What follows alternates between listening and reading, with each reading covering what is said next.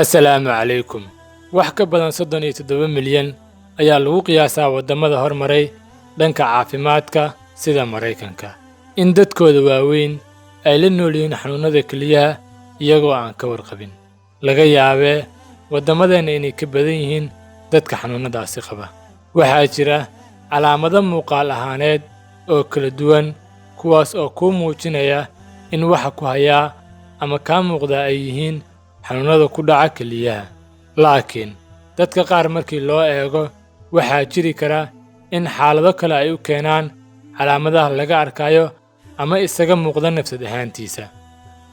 Sidoo kale, soo ifbaxa calaamadaha cudurka kelyaha waxa ay yimaadaan waqti dambe oo xaaladda cudurku ay marayso halkii ugu dambeysay. Joogsiga shaqada kelyaha waxaa la socda borotiin badan oo lagu arkayo kaadida kaas oo 10% dadka cudurka kelyaha qaba ay ku gartaan in halka laga asiibay ay tahay dhankaas kelyaha. Balse fariinta muhiimka ayaa waxay tahay si aad u ogaatid inaad ka jiran tahay dhankaas kelyaha waa inaad iska baartaa oo aad iskala socotaa xaaladda kelyahaaga.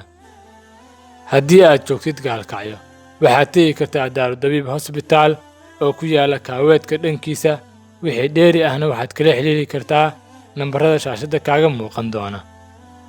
Muuqaalkeena maanta ayaan kugula wadaagi doonaa 8 calaamadood oo ku tilmaamaysa inaad kelyaha ka jiran tahay ama ay shaqo gabeen. Ka hor muuqaalka haddii ay tahay markii kugu horeysay fadlan muuqaalka like saar, subscribe-na dheh channelka, gambaleelkana furo si aad ula socoto muuqaalada cusub ee aan soo geliyo. Aan bilaabo fiidiyowga.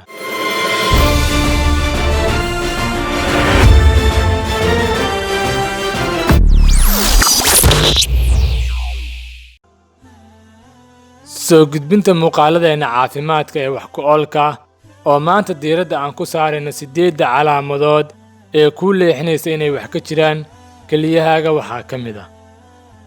Qodobka koowaad, daal, tamar la'aan iyo wax joogtaynta oo kaa lunta. Xaaladaha daran ee joojiya shaqada kelyaha waxay keenaan in dhiigga ay ka buuxsamaan waxyaabaha sunta ah ee ay saari lahaayeen kelyaha, taas oo ugu dambeyntii keenaysa daal iyo joogtayn la'aan. Waxa kale ee keeni kara tabar la'aanta iyo caajiska ayaa ah dhiig la'aanta oo xumaynaysa shaqada kelyaha. Qodobka labaad waa isku arkidda hurdo la'aan. Markii aysan kelyahaagu si wanaagsan u samaynin qashin saarka waxaa dhiiggaaga ku badanaya sunta halkii looga saari lahaa saami ahaan ama kaadi. Xaaladdan ayaa sii xumaynaysa jiifkaaga caafimaadka qabi lahaa. Sidoo kale waxaa jira xiriir laga dhaxaysiiyo dadka cayilan iyo xanuunada joogtada ah ee ku dhaca kelyaha. Isbarbardhig ahaan, hurdo la'aanta waxaa caan ku ah dadka qaba xanuunada joogtada ah ee kelyaha marka loo fiiriyo bulshada inteeda kale. Qodobka saddexaad, yeelashada jir qallalan oo cuncun leh. Kelyaha caafimaadka qaba waxay noo qabtaan shaqooyin muhiim ah oo aan xad lahayn. Saaridda wasaqda, saaridda dareeraha aan loo baahnayn ee ku jira jirka, soo saaridda dhiig cusub oo caafimaad qaba, helidda lafa adag oo wanaagsan iyo isku dheelitirta macdanta jirka ayay noo qabtaan kelyaheennu. Cuncunka maqaarka iyo qaleylkiisa waa calaamad tilmaanta macdan yarida iyo lafa xanuunka, balse calaamad weyn u ah xanuunka ku dhaca kelyaha maadaama aysan jirin isku dheelitir macdanta jirka. Qodobka afaraad, kaadi qabadka badan.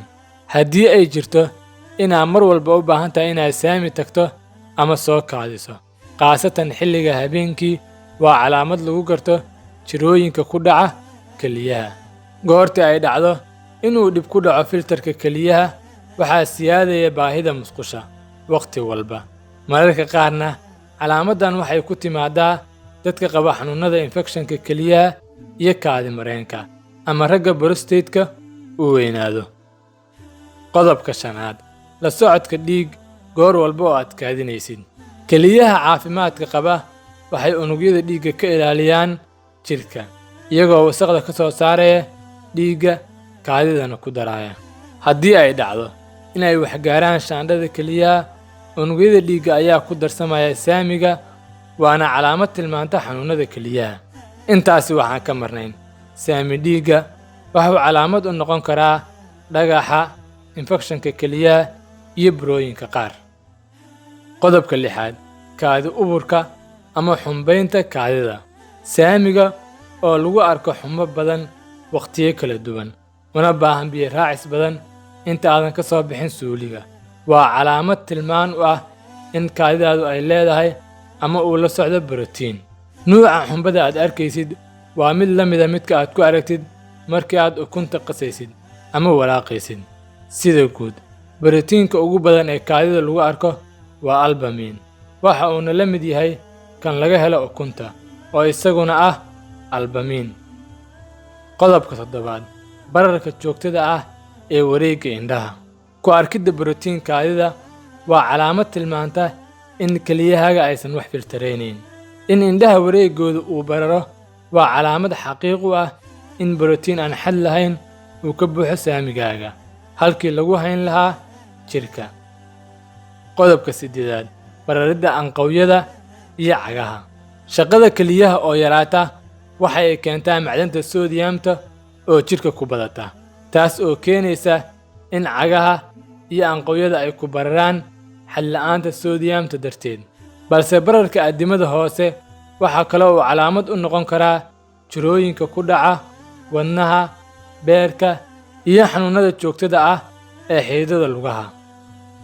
waanada ugu dambaysa haddii aad tahay mid qaba xanuunada dhiigkarka, macaanka, sidoo kale leh qoys qaba xanuunada kelyaha, fadlan sanadkiiba mar baar shaqada kelyahaaga si aysan u noqon kuwa shaqo gaba oo dhibaato ku keena. muuqaalkeena maanta intaas ayuu ku egyahay daawade. haddii aad ka heshay muuqaalada caynkan oo kale ah, like saar muuqaalka, subscribe-na dheh channelka, gambaleelkana furo si ay kuu soo gaaraan muuqaalada cusub. wixii aaraa ahna commentiska igu wareeg. mahadsanid. muuqaalka inoo xiga insha Allah.